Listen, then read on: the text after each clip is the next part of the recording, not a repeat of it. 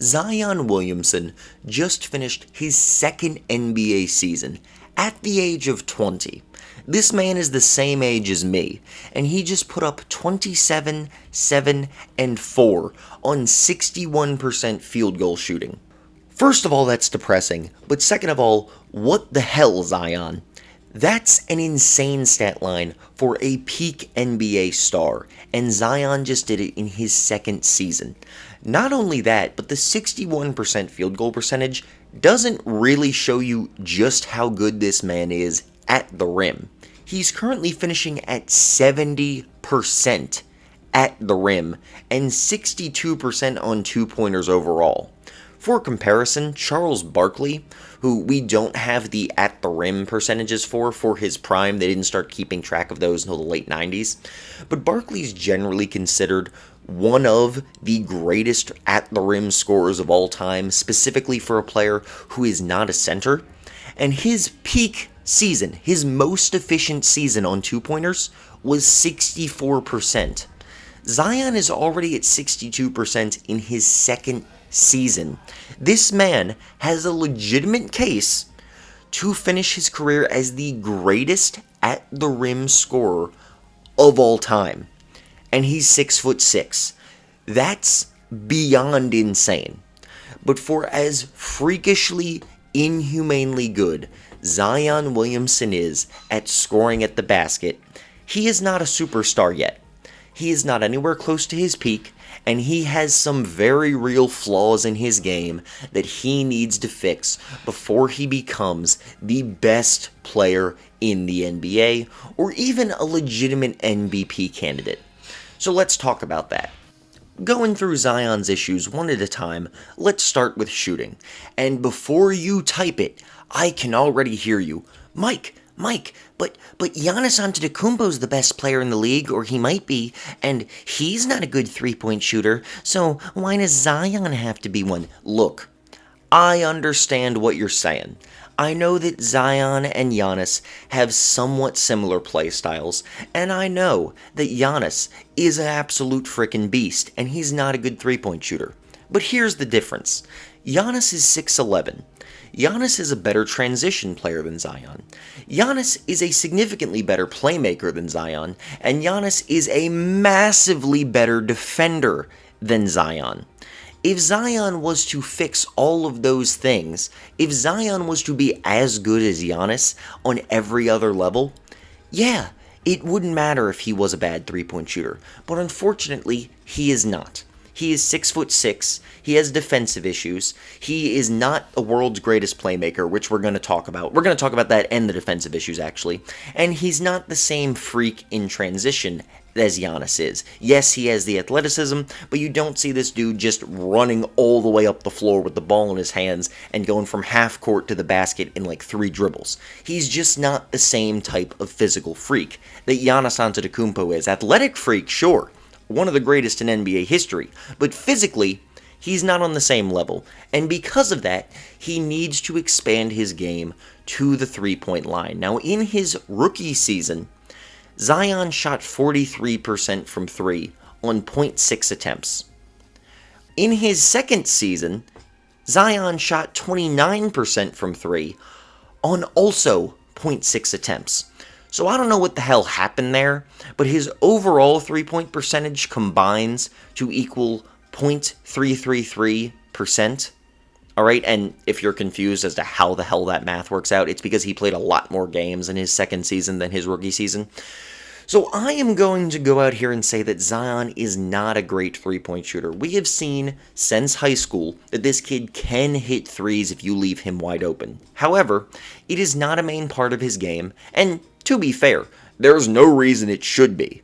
Okay? This man is he's bullying NBA players, okay? There's not a word that sums up how dominant he was against frickin' high schoolers and other college players. But he is bullying full-grown men in the NBA.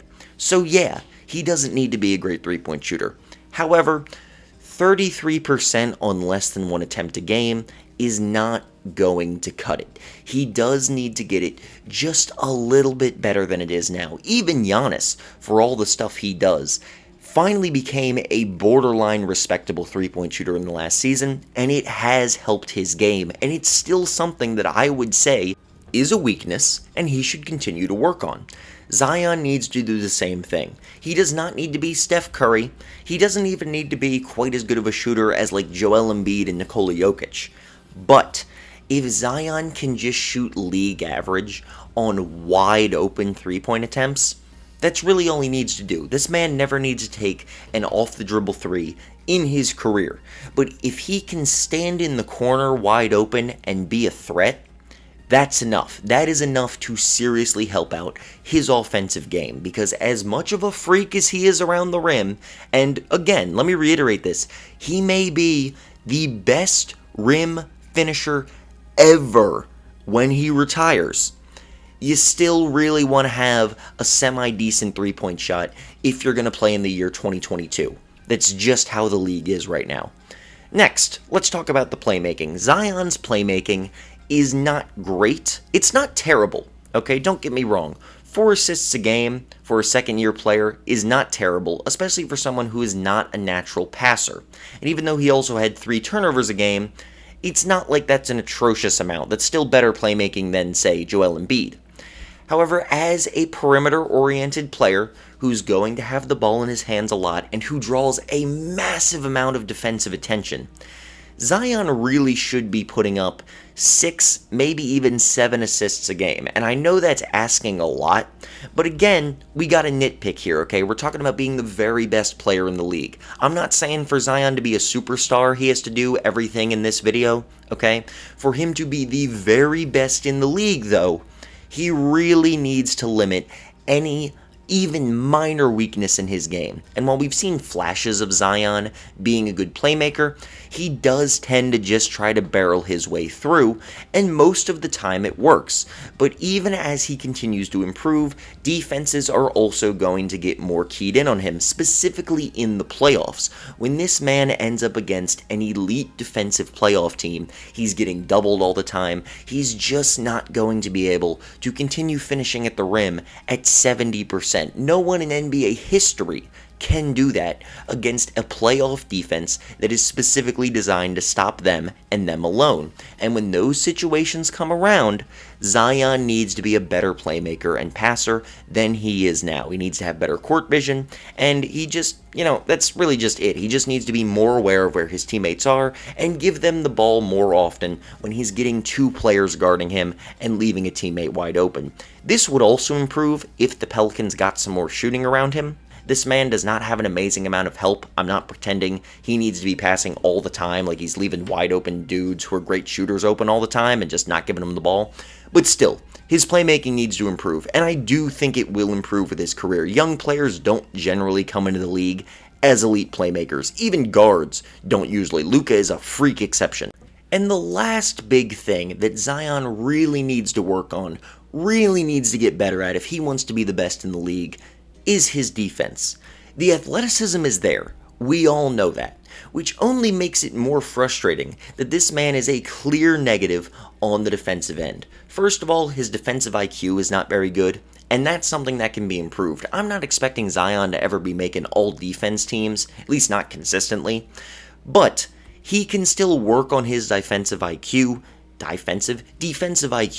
enough to make him a positive defender. And another thing that would help him out is if he is able to get in better shape. Some people still somehow don't understand this, but Zion can simultaneously be a freak superhuman athlete and someone who needs to lose some weight. He is still overweight, it's going to cause more injuries throughout his career, and it's also going to hurt his stamina in games, which is going to affect his defense. He's not going to be wanting to chase blocks when he doesn't have the frickin' energy because he's like 20 pounds overweight. And blocks are specifically an area I really think Zion could master as a defensive player. He only averages 0.6 blocks a game for his career so far. I really think he should be getting over a block a game. Someone with his freakish vertical, with his freakish athleticism, he should absolutely getting weak side help blocks and blocking guys on the perimeter, sort of like a poor man's Matisse Thybulle.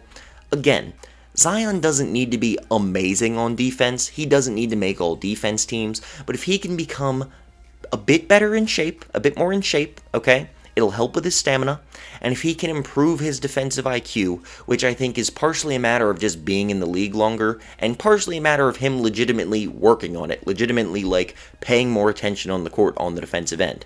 If he improves those things, he can pretty easily be a clear positive on defense. And if Zion is a positive defender, if he's a better playmaker, and if he is a league average three-point shooter, he's so freaking good at scoring at the rim. That could be all it takes. That could be all it takes for this man to legitimately be the best player in the entire league. I really hope we get a healthy season of Zion next year. I really want to see he does with a full 80-game season under his belt, 82 games, whatever, all right? I want to see this man play some more. He's super fun to watch, and I really hope he does improve, okay? I know I predicted, if you've been watching this channel for a while, like I said, I've been lower on Zion than most people for a long time, but I would be happy to be proven wrong if it means this insanely exciting player starts winning games and becomes a legitimate superstar. Thank you for watching.